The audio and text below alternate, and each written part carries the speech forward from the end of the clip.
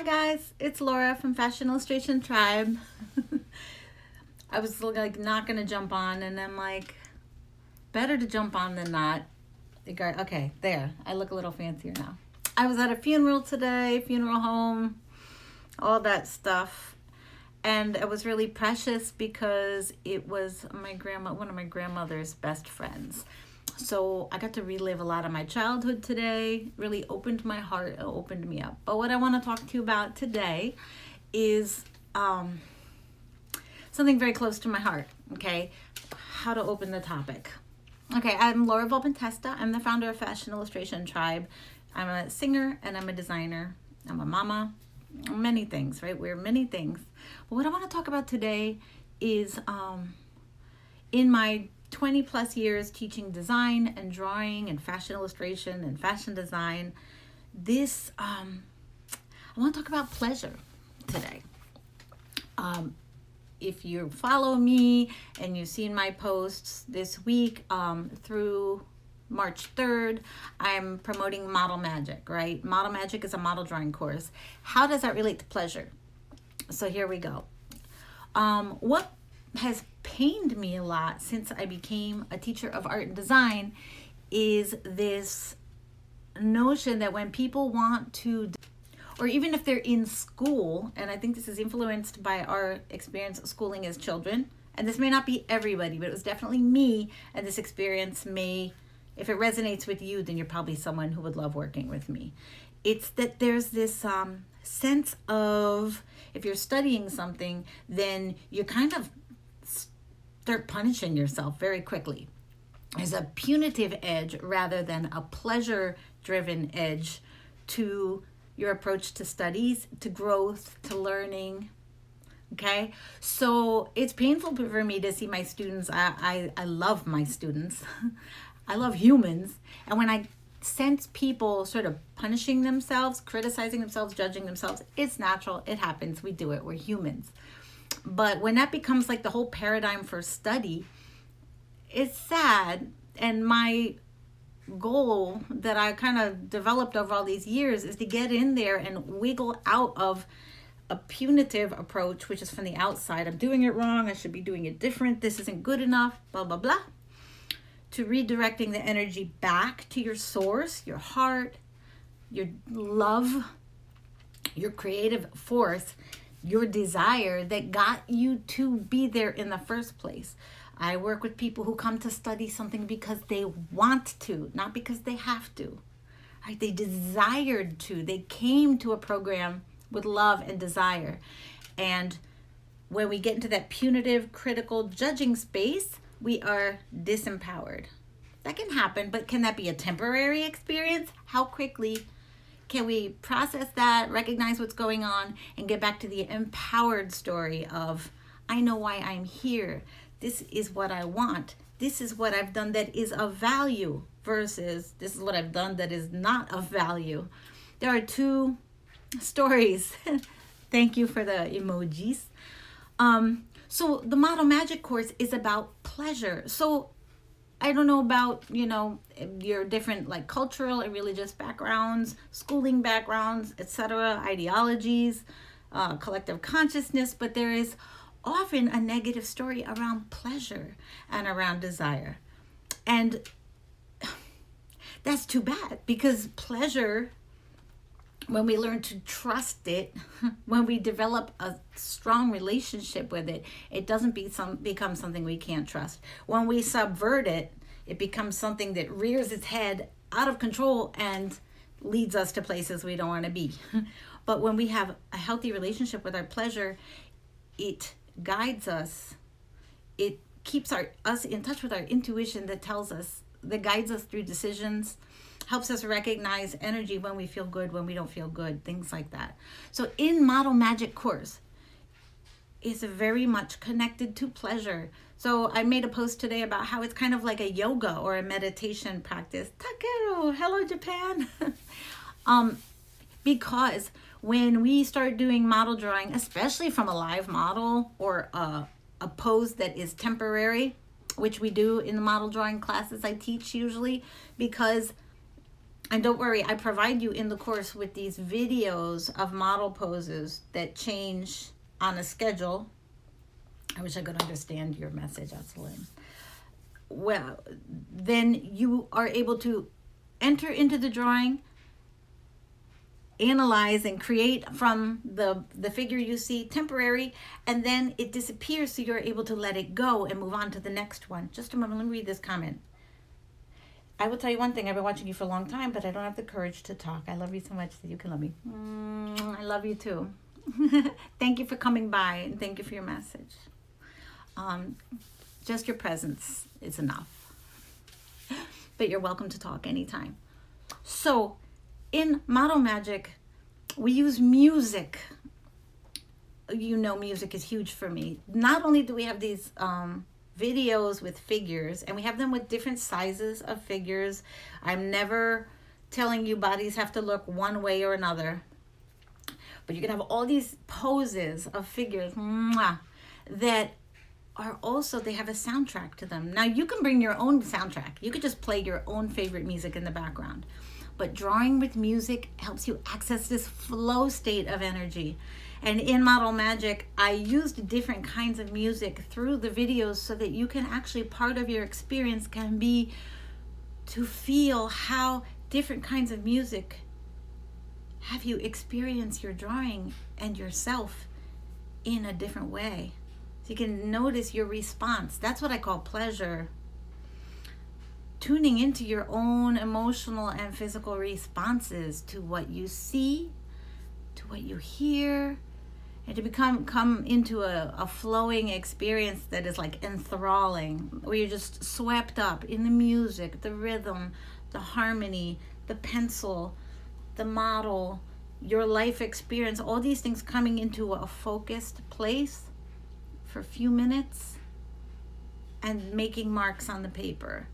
It's more than that, but it's also, in being that, you get to experience total presence for a moment, for some moments. You know, in our distracted world, we often aren't taking time to be able to settle into a present moment. I always make a joke about this Eckhart Tolle video I saw once, where he spoke for a whole hour in order to bring the crowd into the present moment. It takes an hour to get into the present moment, but you know what I'm talking about, right?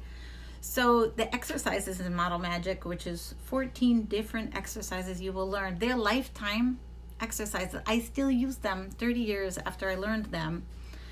And when I use them, they always funnel me into my present moment. Music with beauty, with myself and something in front of me, and all of the things coming together into that present moment. It's like a full body, full soul, heart experience. I just got asked how old I am. I am 47. I always get confused because last year I thought I was 47, and then my birthday came and I realized I was 47. So I thought I was going to be 40. Anyway. Another thing I talk about, I noticed, wait, let me double check. My battery's a little low, so I want to make sure I end this before I lose it. So I'll have a replay. But in model drawing, you're bringing something to life on paper. It's not really like drawing a chair, even though a chair can have a personality, or a flower does have a life. But drawing humans tells a story about ourselves, and as we interpret it, as we create it, we're literally breathing life into this piece of paper. And I always make jokes about Pinocchio with that, because Pinocchio was that wooden doll that became a real boy. And what's the difference between our drawing feeling like it's wooden and our drawing feeling like it has life? And why do we do it? So many people come to fashion, I believe, because in fashion, we are highlighting the sacred in people. I mean, I think that's our goal. Maybe that's not what fashion always does, but I think that's what draws so many of us to it. One of the things that draws us to it is recognizing the sacred in people and wanting to highlight and reflect that, to channel that. And in model drawing, we get to do that. And sometimes you realize it's not the career in fashion. It's not the creating a ball gown necessarily. It's just that remembering of our divinity and beauty the sacredness of people that we came here for. And every time you do that, you are refreshed. It's like drinking cool water on a hot day. You know, it's a meditation. It's a beautiful moment of grace. And when we refill our cup with that beautiful experience, we are re-energized to go back into the world, remembering our magic with everyone we meet and everything we do, right? That's kind of the purpose of the class. Yes, it's to teach you how to use art supplies in ways that are a little more extreme than the mainstream, so that you can expand and explore your range of expression, so you can get comfortable with what was uncomfortable, so you can get comfortable with raw, with gritty, with messy, and then find yourself in all those edges of yourself in your drawing, that you can be playfully encouraged to explore without fear, to take risks, not have to be scared, but more curious. Good night. Thank you for stopping by, and thank you for all your emojis and courage to speak. That's what model magic is about. And truly, last thing I will say about it, and only because my battery is so low, is that when you start to realize that you can change the way you see and change the way you draw by trying new things and sort of changing the way you think, because these are exercises that changed the way I saw and moved and thought. If you can do that in art, you start to realize you can do that in anything. You can change how you look at the world. You can change your perception. You can change your belief. And in doing so, liberate yourself and experience more of what you knew you wanted. So, it's the difference between learning coming from outside and learning coming from inside. So the last note I want to say, I started off talking about punitive. You know, I hear people say, oh, I didn't go to the gym, or I was going to do yoga, but I didn't. Oh, I know this drawing sucks, but well, when you do yoga, it's not because you have to. It's actually, it's pleasure. Remember that when you go to do yoga, it's not because there's something wrong with your body and because you need discipline. It's actually for your own pleasure. When you go to draw, it's for your own pleasure. You aren't required to say, this drawing sucks. Rah, rah, rah, rah, rah, rah. I hear so much of that. And I understand that's an experience we have sometimes too. That's okay. But don't let that become the dominating way that you experience your creation of art, because when you regularly open space for yoga, for meditation, for drawing, for creation, more often than not, you're going to be delighted and surprised. And if you start to keep associating it with a punitive thing, that's something we really need to address, because what part of you believes that you would need to be judged or punished for creating and expressing? It's worth questioning, so you can actually be living in a life that is more kind and more flow and more. Thank you for stopping by. All right. So when you create, more and more people are hopping onto the live, and I know my battery is getting lower and lower. So I do have to close this one out, but I'll be back soon to talk more about this. I will be posting this later around, so please comment if this touched you in some way. I would love to hear your thoughts. I would love to see you in Model Magic. You're going to be saving a lot if you sign up before March 3rd. Instead of paying $333 for the course, you will be paying $222 with the coupon code REMEMBER is the name of the code at checkout, because this course is about remembering why you wanted to learn to draw in the first place, remembering the magic that you are, the divinity that you are. And also until March 3rd, you will be getting Fashion Design Infusion, 8 different masterclasses as a free bonus. So I just wanted to mention that, because that's a huge, tremendous value. I don't even know why I'm doing it. I just think I want to meet more of you right now and work with you. All of the courses have a private community where you can upload your sketches. You can ask questions. Just a minute, I have a question here. Thank you, Lori. You're teaching us a lot of us to develop creativity and open ourselves. Thank you, because guess what? When you say that, even though I know that is true, I forget. And that's why we're here, to keep reminding each other. Because that's why I'm here. That's what I love to do.